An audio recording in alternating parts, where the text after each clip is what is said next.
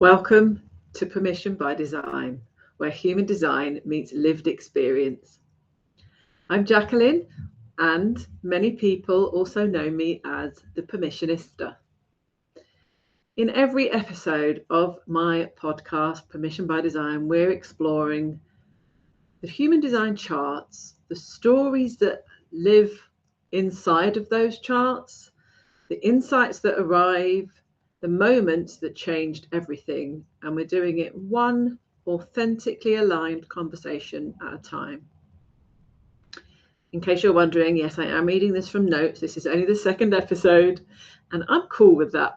I'm totally cool with that. I cannot tell you how many times I have attempted to record stuff in the past, had a script, and something weird happens when I start reading notes, and it's like, oh, that sounds like you're reading it from notes. I'm okay with having to read from notes if that's what's necessary, while I remember what it is I want to say. But my intention for these episodes is that it's going to feel like I've put the kettle on and we're just having a chat, me and you. There's no polished, there's no performing, there's none of that. It's just good old-fashioned conversation, talking, letting it flow. And today I am sharing a little bit more about my own personal story because I feel like that personal connection is super important. I would absolutely love to dive straight into episode 2 and go, I'm bringing on a guest. And there was a couple of things around that. One of them was like, who honestly would want to be a guest on something that doesn't stand true all by itself yet? I'm fine with that too. This is a third line experiment for me, something I've always wanted to do, but also this is the way that I do things. I have to get stuck in. I can't plan doing them. I like to just do them. And today I just wanted to talk a little bit about there have been many, but the 3 big decisions in my life that changed everything. And they've all happened in the past 10 years. So if you're comfortable, grab a cuppa and just go with me for a bit. So next month actually marks 10 years since a life-changing conversation that I had with a coach, which I had no idea at the time was going to change the trajectory of my path for good. Thank goodness, and at last. I won't go into all the details. They'll probably come up over time in various different ways as I'm sharing elements of story, elements of different things, experiences, real lived stuff. But I had been on a deep personal journey and I was tired. I was ready for something new. I was ready for something different. I had no idea how it was going to shape up. I had no real belief that it was actually even possible for my life to change. I was so stuck in the weeds. And for whatever reason, I booked a session with this coach. Her name was Emily. Hi, Emily, if you're listening, because I know you're on Substack. And thank goodness, because we had this conversation and it started with, tell me about your life today. Wow, even just talking about that, I'm emotional because my life was so challenging at that point. Like, if it could have got tough, it did get tough. If it could have got unpleasant, it did get unpleasant. If it could have become a soul-searching journey, it had. And I struggled to find the words to explain everything. But as I, bit by bit, went through what was going on, her insight for me was, if you learn to put yourself higher up that list, up to the top, above all these other things that you're trying to make better, trying to fix, everything else will fall into place. I'm sorry. I'm genuinely laughing out loud because I can still remember how that felt. I was like, how can she possibly understand what I've just said to tell me that? But we talked some more and she shared with me some tools that she wanted me to explore and experiment with, something that I am always up for. And she just said, look, try this. And some of it was around crafting positive affirmations, tapping into feeling how I really wanted to feel about my life. And that in itself felt tricky, challenging, all the things. But there was something inside of me that kept reminding me, you had that conversation for a reason. Your paths have crossed and you have connected with somebody who has the wisdom and the knowledge that you need to be able to guide you forwards. So maybe you just pay attention and do the damn work. And so I began to really think about how I wanted to feel when I woke up in the morning.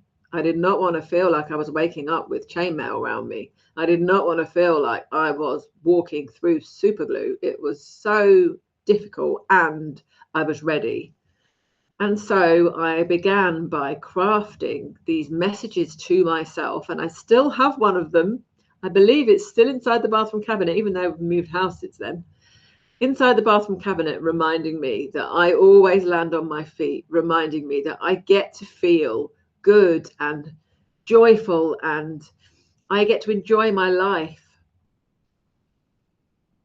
And that decision changed everything, because at that point, my life had become so murky and muddy that I could not see a way forwards that did not involve somebody meeting an untimely end, honestly.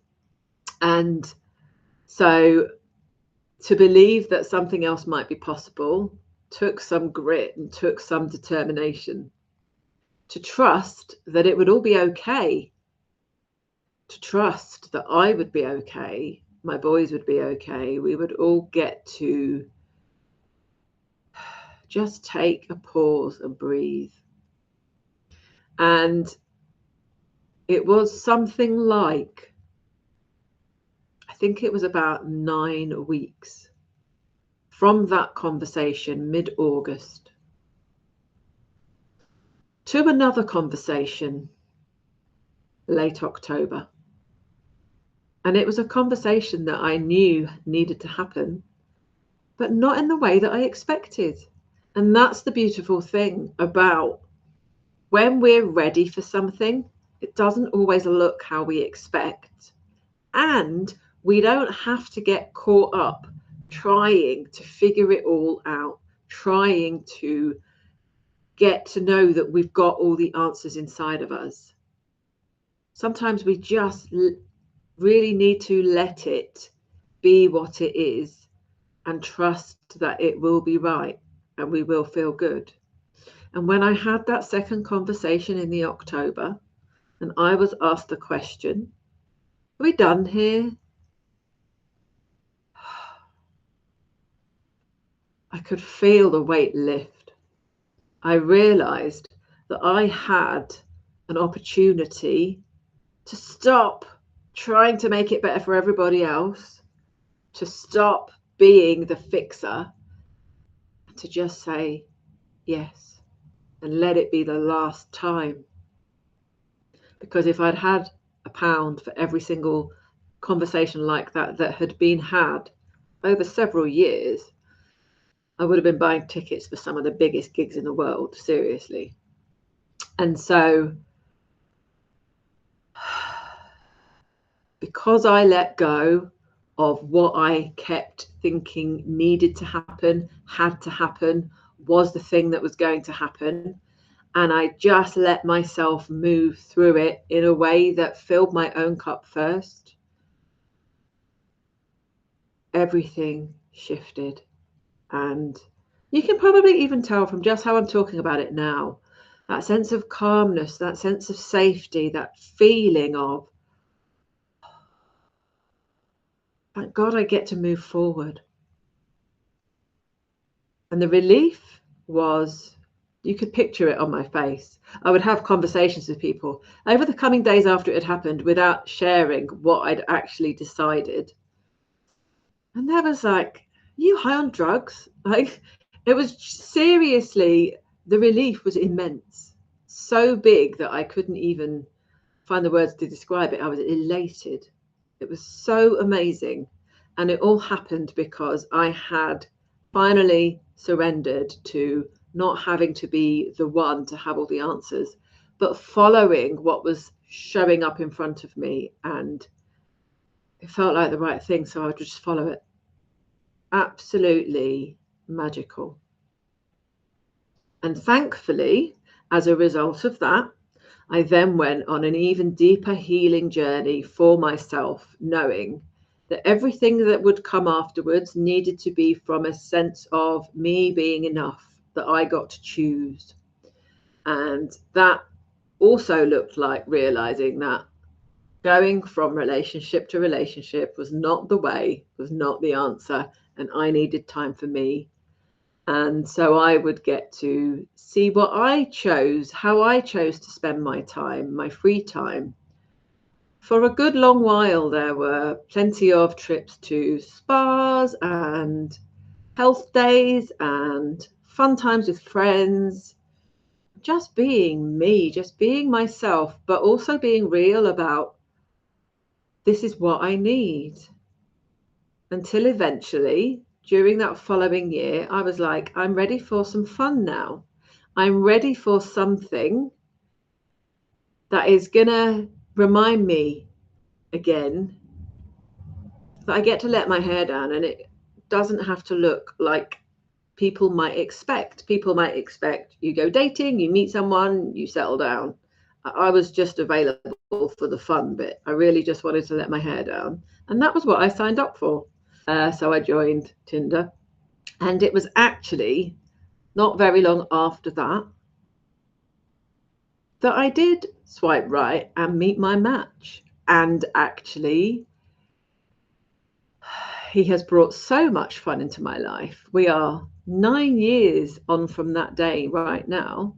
But when it happened, when we met, there was this knowing. There was this, oh, okay, well, this is not what I expected, but something in my energy is saying, keep going. And I can actually remember the first day that we spoke, myself and my soulmate, I heard this voice. And so there was this knowing in my energy, like my body was lit up from head to toe of like, oh, this feels good.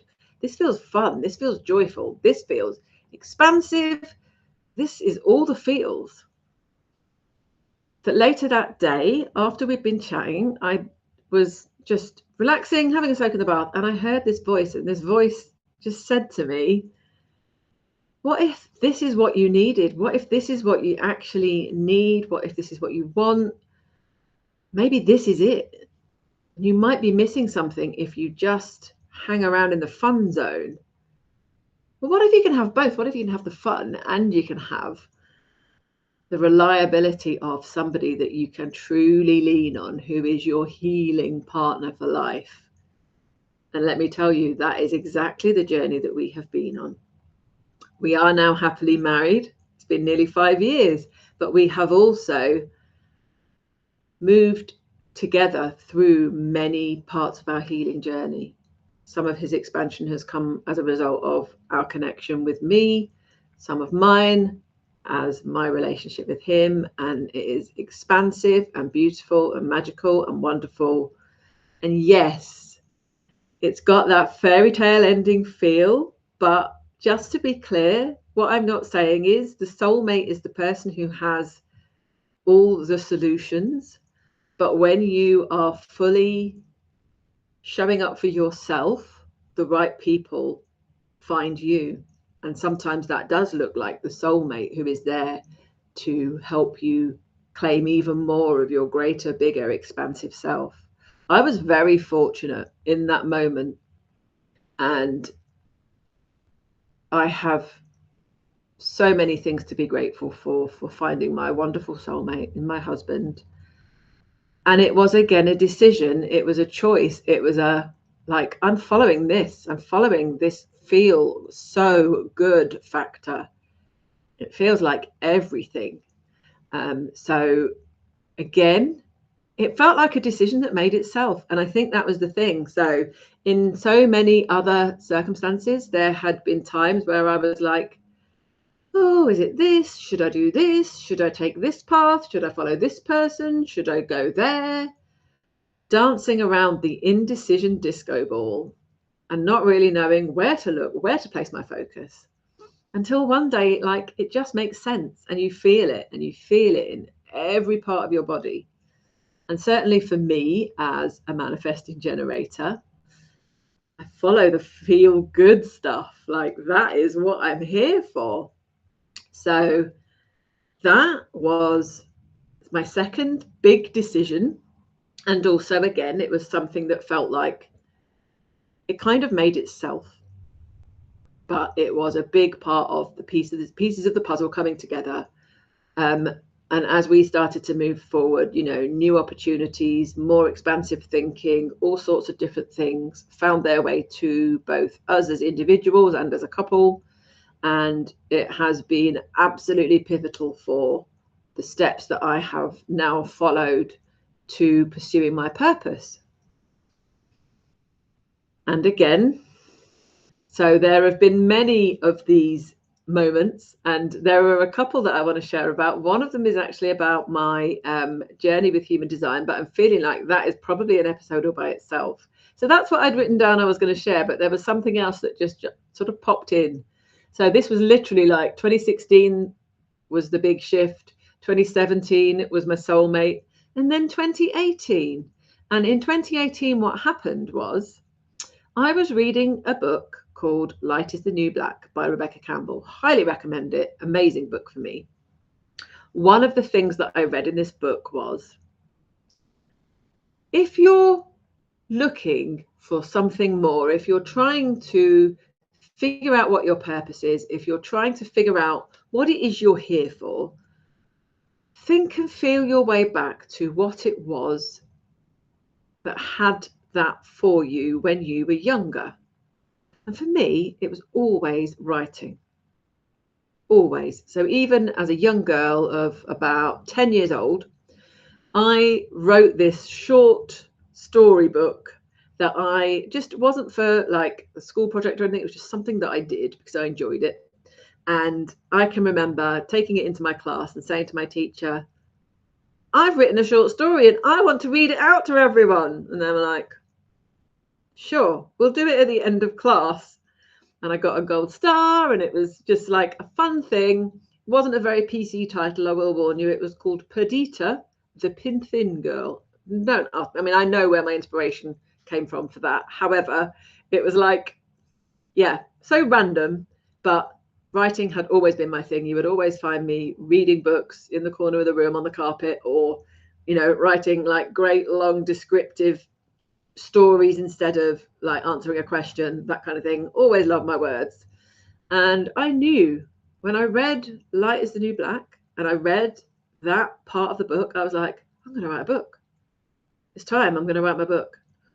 And genuinely, within about 2 weeks of reading that book, out of nowhere, up popped somebody who I was friends with on Facebook who said, I'm going to mentor authors. And I was like, it's me. And I just knew, and I followed it. Again, followed it. Worked with a coach. They helped me to craft over 5 months. Well, not craft, actually. I did the writing, but they helped me with the process. And I wrote and published my first book within 6 months of that like knowing and that wisdom, and had some incredible reviews. It's called Onward and Upward, published in my maiden name, actually, which is Jacqueline Rogerson, but you can find it on Amazon. In fact, I might put a link in the comments of this podcast because it shares a lot about my journey, my story, and also things that happened, things that came along, things that showed up along the way to test me on my journey, to help me grow, to help me expand, to help me heal. So that particular part of like chapter, if you like, that chunk of my life was actually a really clear time for me to be follow the nudges, follow the nudges, follow the nudges. They just kept coming and kept coming. And they came up and I followed, they came up and I followed, or they came up and I hesitated, or they came up and I maybe overthought it a bit And I'm just going to be real about that, because it's something that as humans we tend to do. Sometimes we follow our intuition, sometimes we don't. Sometimes it feels like a good idea, even when it logically doesn't make sense. And that decision-making piece is literally throughout my chart. It's everywhere.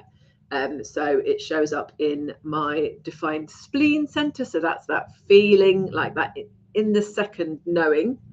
I have sacral definition as a manifesting generator. That is a big part of my theme. The energy goes straight up to my throat and comes out into the world. And it helps me to recognize that when I know and I move, things happen. When I know and I pause, or when I know and I kind of like wait it out a bit or do something else, things don't unfold so rapidly. And that's what I find so interesting, when you get to understand that this is how your energy works and moves and helps you expand or take that next step or bring that right person to you. That is a key to unlocking so many more things.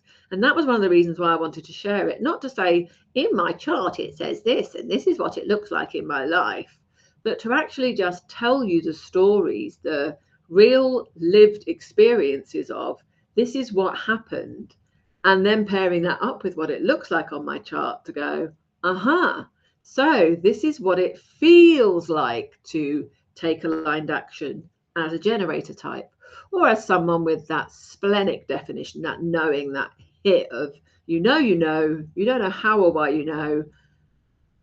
Maybe it's still is literally like in that moment and you just do something, or it's there and then it passes, because that often can show up as well. And when it passes, then when that moment's passed, you might be like, I don't know, not feeling it anymore. And that's okay. And that's where this permission piece really comes in. Because when you understand how to back yourself, how to back up your decision-making process, like really meet your knowing where it is, you get to give yourself permission to do the things in the way that is true for you, that feels right for you, that feels good for you.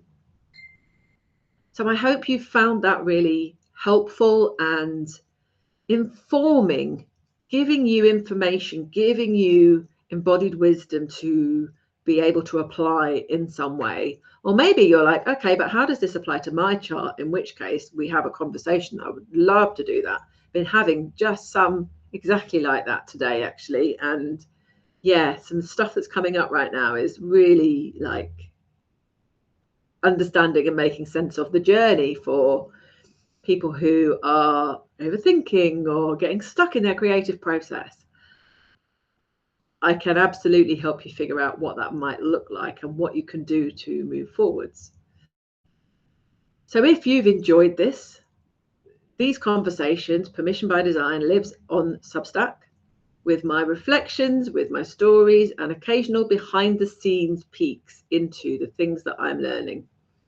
I'd love to get to know more about you, love to hear what resonated. So just let me know in the comments. And if you've been here listening, this is only episode 2. Thank you so much. That means everything. Until next time, stay curious. Honor where you are right now, but also open your arms up and embrace the next step.